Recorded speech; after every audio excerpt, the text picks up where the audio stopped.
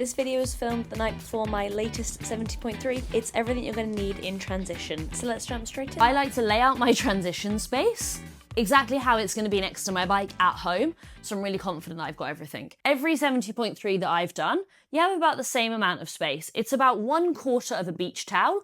I always take a towel and I literally lay it out like this so that I can dry my feet after the swim. So I lay mine out in chronological order. I've come in from the swim, I take off my wetsuit, I throw my wetsuit to the back, so this is like under my bike at the back bit here. Then I start drying my feet.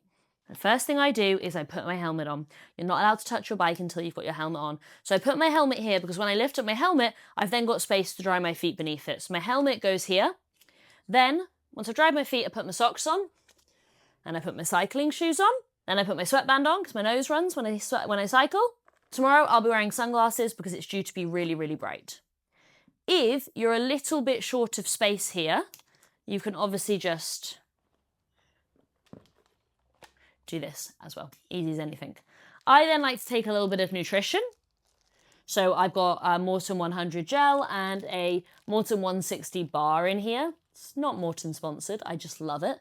I took over 20 Morton gels in my Ironman and didn't have any issues. So I swear by them. Anyway, then we've come in from the bike. We've taken our helmet off. I'm gonna put on my lucky hat. I'm gonna take off my cycling shoes.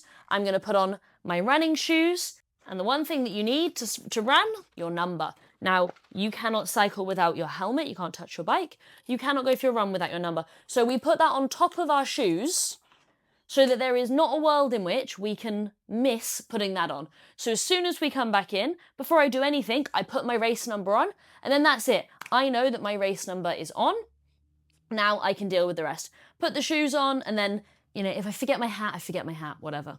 The other things that I like to have in here are two or three things. One, I like to have a water bottle. I think it's really important just in case. You just don't know how you're going to feel. Particularly if you're swimming in salt and you accidentally like drink loads of it, you never know. Or you come off the bike a bit dehydrated. This bottle stays in here and you can use it like in T1 or T2. Then I like to have a mini Vaseline because you don't know what's going to happen. And anything could chafe on the swim, on the bike. You're going to have this. Remember, you're coming to the same place for both transitions.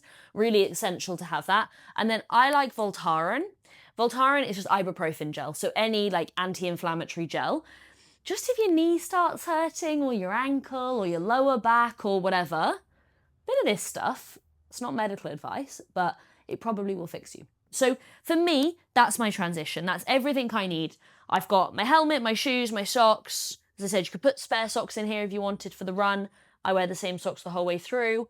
You've got your race number. That's your essentials. On race morning, I take the trusty plastic box in with me so it's nice and easy. You're going to have to wear your race helmet.